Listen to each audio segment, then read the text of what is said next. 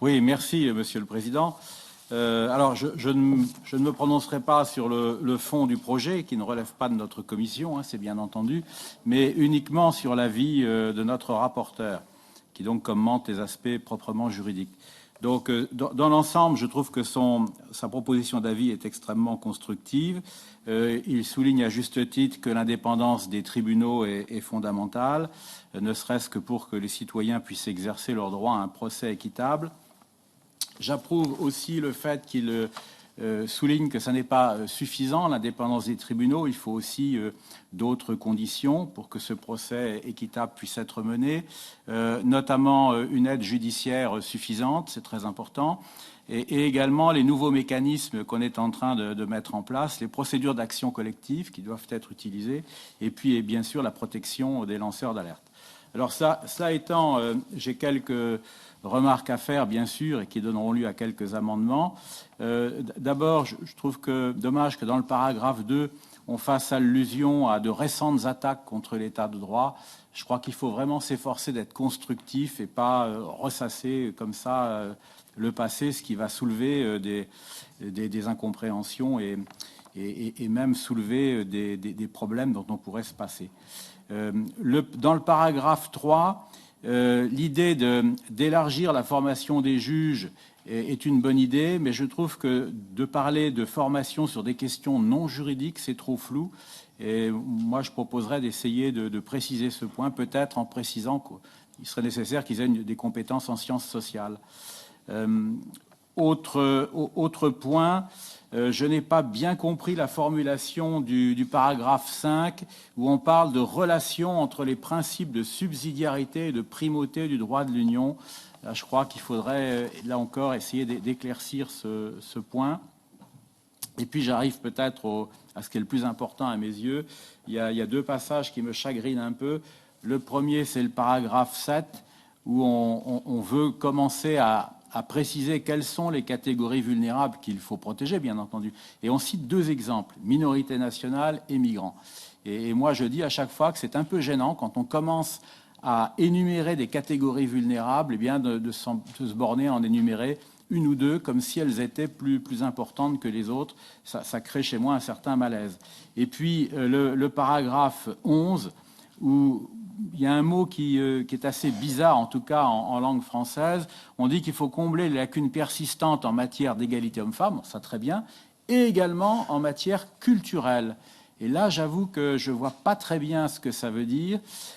Si ça, c'est une allusion à une société communautariste qui deviendrait le modèle que voudrait promouvoir l'Union européenne, moi, je vous le dis tout de suite, en tant que Français, j'y suis très hostile. Hein. Donc ce mot culturel m'inquiète un peu parce que je crois qu'il a peut-être, possiblement, cette signification-là. Donc là, je déposerai du coup un amendement pour, en tout cas, signaler que ça peut être dangereux. Je vous remercie.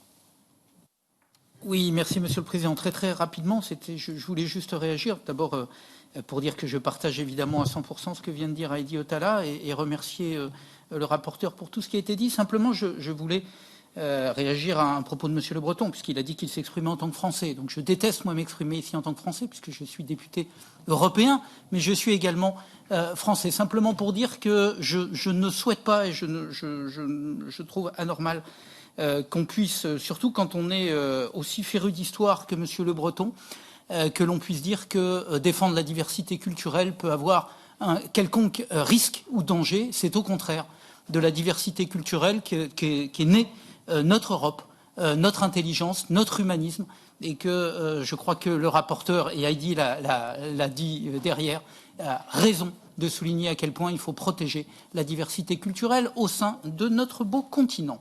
Voilà. C'était tout. C'était juste une petite remarque entre Français. Alors j'aime bien discuter avec Monsieur Durand, qui est français, hein, je ne le nie pas, comme moi. Oui, mais enfin, moi aussi j'ai des ascendances diverses, hein, comme tout le monde, je pense. Bon. Mais non, sur le point 11, soyons sérieux. Je m'inquiète sur le mot culturel, mais attention, il ne s'agit pas de parler des sociétés dans leur ensemble, il s'agit de parler des structures, des systèmes judiciaires.